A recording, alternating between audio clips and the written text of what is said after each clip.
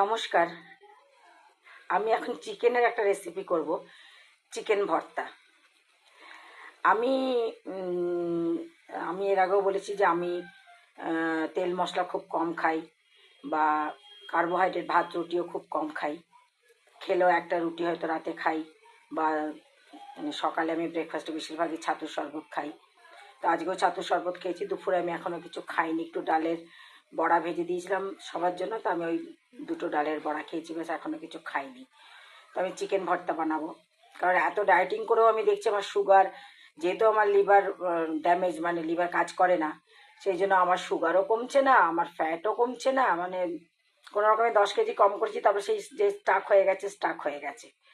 তো যার জন্য আমি এখন ভাবলাম, আমি অনেক ভিডিও দেখেছিলাম, এই যে চিকেনটাকে আমি কি করেছি, চিকেনটাকে পিস পিস করে, বোনলেস চিকেন পিস পিস করে কেটে, এই যে গার্লিক পাউডার আর এই জিঞ্জার পাউডার, আপনারা তাজা রসুন বা তাজা আদা পেস্ট দিয়ে এটাকে সেদ্ধ করবেন, নুন হলুদ দিয়ে সেদ্ধ করে নেব।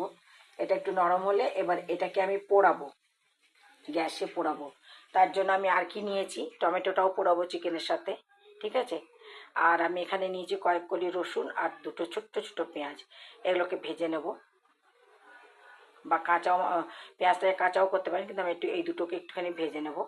আর রসুনটাকে পোড়ালেও হয়, কিন্তু আমি একটুখানি ওই পেঁয়াজের সাথে অল্প একটু তেল দিয়ে, সামান্য একটু তেল দিয়ে ভেজে নেব। আমি দেখাবো আমি কতটুকু তেল দেবো, দিয়ে আমি চিকেনটাকেও পোড়াবো, আবার পুড়িয়ে তারপরে মাখবো। টমেটোটা পুড়তে বসিয়ে দিয়েছি, চিকেনটাও অনেক নরম হয়ে গেছে। আমি এবার চিকেনটাকে নামিয়ে নেবো, আমি এই জলটা ফেলে দেবো, আমি ফেলে দিয়ে তারপর আমি চিকেনটাকে পোড়াবো। এইটুকু তেল নিয়েছি আমি, হাফ চামচ এইটুকু তেলের মধ্যে আমি পেঁয়াজ আর রসুনটা ভেজে নেব। আর এই যে চিকেনটা সেদ্ধটা আমি তুলে রেখেছি। চিকেন বা মটন যাই যখনই সেদ্ধ করবেন, রসুন অবশ্যই দেবেন, তাতে কী হয় যে একটা আঁশটে গন্ধ থাকে, সেই আঁশটে গন্ধটা চলে যাবে। তো আমি রসুন আর আদা দুটোই দিয়েছিলাম, আর একটু হলুদ দিয়েছি, আর অল্প একটু নুন দিয়েছি। এই যে আমার টমেটোটা প্রায় পুড়ে এসছে, আমি নামিয়ে নেবো এবার টমেটো, তারপরে চিকেন বসাবো। আমার চিকেন পোড়ানো হয়ে গেছে, চিকেনগুলোকে এবার এরকম এরকম করে খুলে নেবো, ভালো করে করে খুলে নেবো চিকেনগুলোকে। পেঁয়াজ আর রসুন ভাজা হয়ে গেছে, টমেটোটা ছাল ছাড়িয়ে নিয়েছি পুড়িয়ে, আর দুটো লঙ্কা। এবার ঝাল আপনারা যে যেরকম খাবেন সে সেরকম ঝাল নেবেন। এর সাথে আপনারা একটু খেয়ে দেখবেন, নুন লাগলে নুন দেবেন। এর আগে আমার একটা ব্লগে, অনেক আগে আমার একটা ব্লগে আমি দিয়েছিলাম চিকেন ভর্তা, সেটা ধাবা স্টাইল।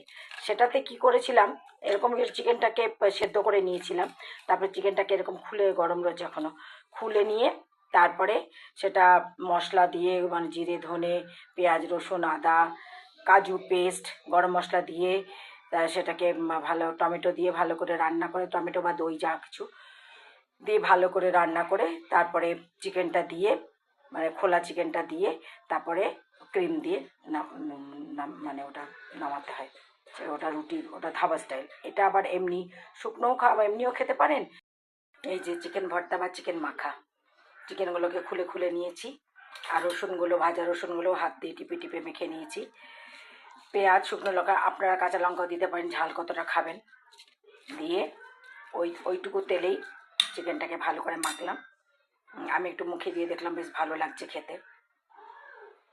তো আমি তো আজকাল জানি না, আমার কোনো কিছু খেলেই, যা খাচ্ছি তাতেই মুখে তেতো লাগছে আমার, বেশ অনেক দিন ধরে। এটা হয়তো আমার লিভারের থেকেই হচ্ছে। আর আমি সুগারের কথা বলছিলাম, সুগারের জন্য আমি কার্বোহাইড্রেট ছেড়ে দেবো। আসলে আমার লিভারটা তো কাজ করে না, যার জন্য আমার সুগার কোনো দিন কমবে না। ডাক্তার বলেই দিয়েছে যে কোনো দিন সুগার কমবে না। তো তবু আমি অনেক অনেক নিজেকে মানে চেক করে আমার ইনসুলিন ডোজ কমিয়ে দিয়েছি, অনেক কমিয়ে দিয়েছি আমি। তো যাই হোক, আপনাদের এই রেসিপিটা ভালো লাগলে বানিয়ে খাবেন। আপনাদেরকে পুরো থরলে দেখিয়ে দিলাম কিভাবে করতে হবে। এটা আপনারা রুটি দিয়েও খেতে পারেন, বা এমনিও শুধু খেতে পারেন টিফিনে। তাহলে আমার আর একটা ব্লগে দেখে নেবেন, আমার এতে লিঙ্কে গেলে, স্বাতীর পাকশালায় গেলে আপনারা ধাবা স্টাইল চিকেন রেসিপিটাও পেয়ে যাবেন আপনারা। তো ভালো লাগলে লাইক শেয়ার করবেন, কমেন্টস করবেন, অবশ্যই অবশ্যই সাবস্ক্রাইব করবেন। আসি তাহলে, নমস্কার।